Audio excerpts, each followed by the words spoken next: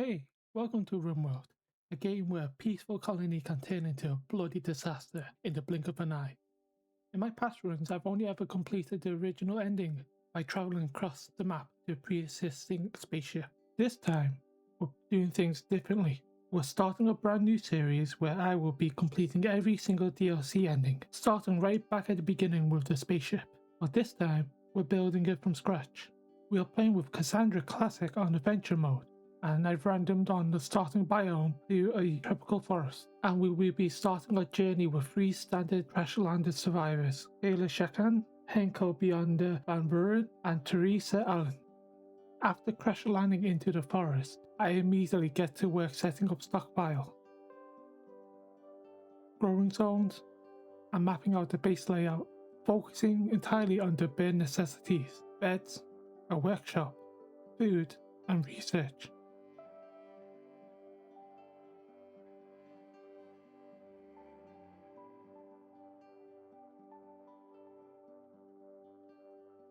Whilst progressing with the base, I hit the first milestone of the game, naming my settlement. Staying true to the run, I decided to name my faction Vanilla Chinchilla, because after all, aren't they cute? And with my extremely creative big brain, I named my settlement Chinchilla Bazinga. After naming my faction and settlement, the first raid appears from the faction The Turtles.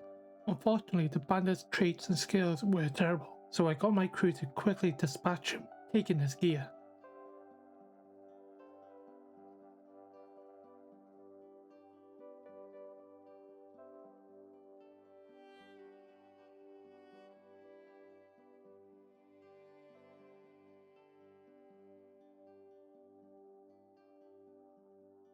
With the first raid dealt with, I used the runes around the map to build my wall surrounding my base.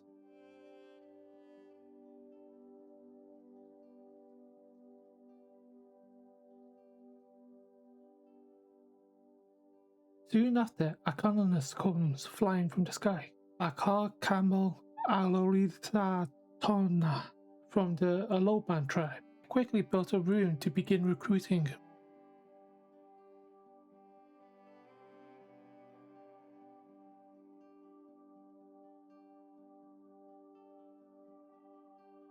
Suddenly, a wanderer appears, named Fee, who wishes to join our colony. With only 3 people, I naturally accepted. However, once she joined, I realized her traits were chemical interest and depressive. She did bring some good artistic, social, and animal skills. Just need to keep her away from the meds. Nothing much happened since then, and I continue my base expansion. Surely, another raid appears from the turtles. With no good skills or traits, I made short work of them again.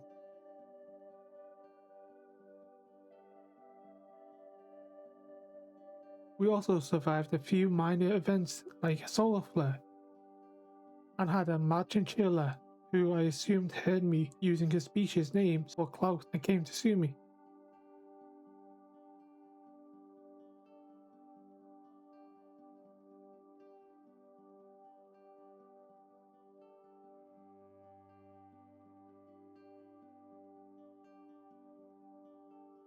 As we entered summertime, I installed coolers to keep my colony happy. Whilst dealing with the hot temperatures, I noticed one of my colonists appears to have developed a growing carcinoma.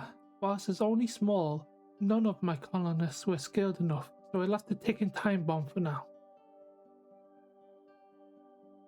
Cassandra must have sensed the weakness in my colony and sent another raid. This made Tyler go into state of panic and have a mental breakdown, hiding in his room. Luckily, the remaining colonists had no problems knocking the raider down.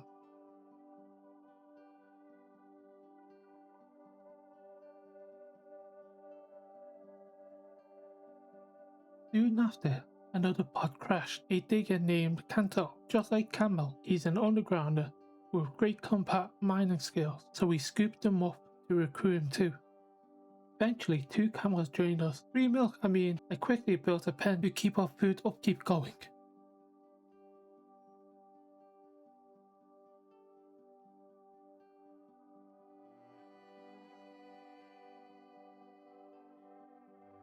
Right as I finished building the pen, a soul raid entered the map, but before I could even draft my pawns, it was instantly deleted by a pack of wild cave spiders lurking near my base. And that gave me an idea. I started to design a brand new entrance to my base, guarded entirely by cave spiders, turrets, and spike traps. I called this masterpiece the Spiderweb. Get it? Because it's guarded by spiders? No? Too bad. You're getting those jokes for the rest of the series. With winter approaching, I installed heaters to help keep warm.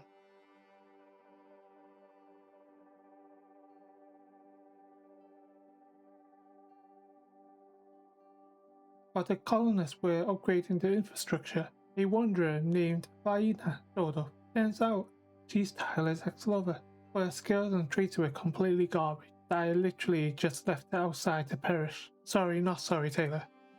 Cassandra immediately followed up with another raid, giving us a perfect opportunity to test this spiderweb tunnel. And honestly, expectations were met. The cave spiders easily knocked out the one raider and chased the other raider away.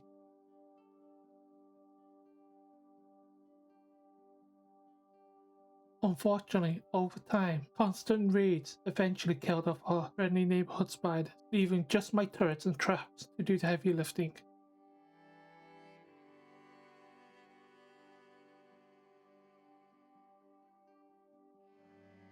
To compensate, I started crafting assault rifles for everyone.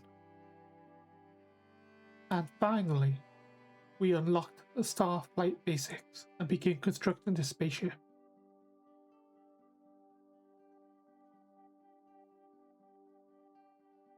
But right as things were looking up, disaster strikes. Scaria-infected panthers raided the colony whilst Teresa was outside mining.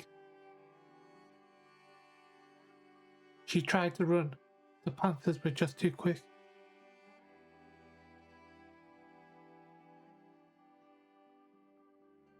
Teresa fell, becoming our very first casualty of the game. The turrets took revenge and stopped the panthers before they breached the walls, but the damage was already done. May Teresa rest in peace. To finish this ship, we needed a persona core. Luckily, a neighbouring faction offered to sell us the information. An orbital space trader passed by, and I sold everything that I owned to get the available cash.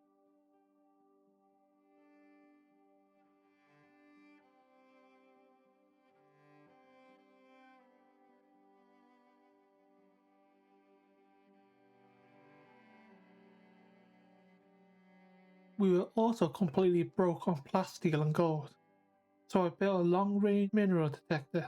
I pumped a caravan, marched to the gold vein, and was immediately ambushed by a bandit with a mace.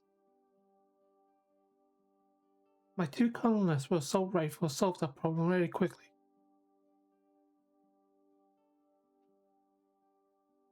Next up was a plasteel vein, where we were ambushed by Scaria-infected animals.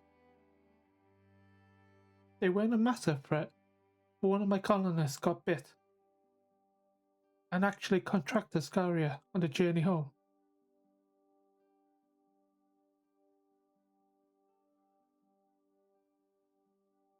The second we walked through the gates, we had to knock him out and cure the infection before things went chaotic.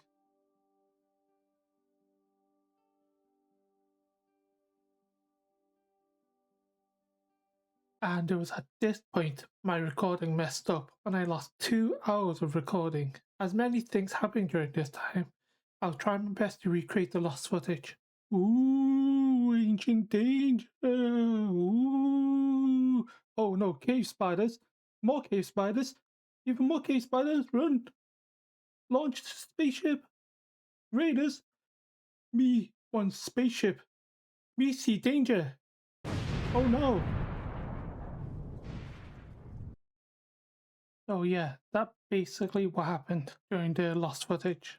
Oh, I forgot to mention, I recruited 2 extra people, Time and Salonia. So anyway, when I know the raid was incoming, I was still going strong for a while.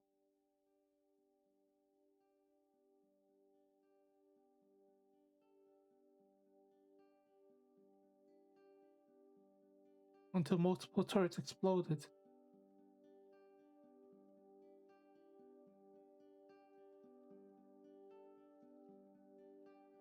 Then the raiders came flooding through.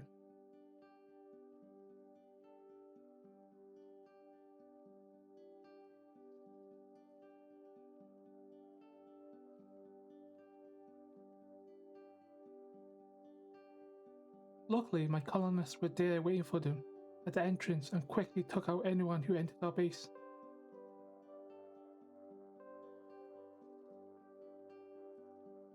Then chaos happened and time went berserk, scaring my colonists from rebuilding my defences. Luckily, from all the mining trips, I had enough resources to rebuild anything we lost.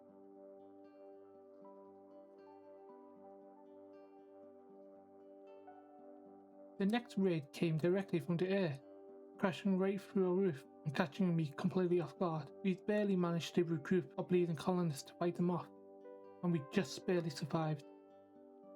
But the injuries were too severe. Time, and later, La couldn't make it. Down to the last 5 survivors, the 15-day countdown finally hit 0. The raids finally stopped. The ship was fully charged, and realised I was missing 2 structural rocket parts, but with our leftover resources I was able to easily build the remaining rocket parts.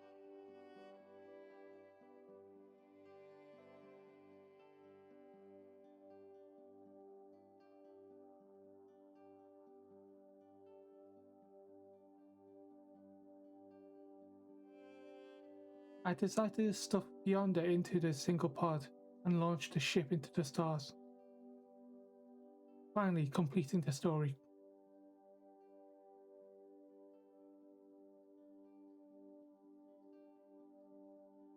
If you guys enjoyed the chaotic journey with me, be sure to leave a like and type Vanilla Chinchilla in the comments so I know you've made it to the end of the video. If you want to see more live updates in the future and streams, make sure to join my Discord link below. And thank you all for watching this peaceful gameplay turn into absolute bloodshed. I've already done this run before, so it wasn't much of a surprise when I started the spaceship, but it was still fun experience all the chaos, so I'll be looking forward to what the royalty DLC will be like. But anyway, I shall see you in the next episode for the royalty DLC.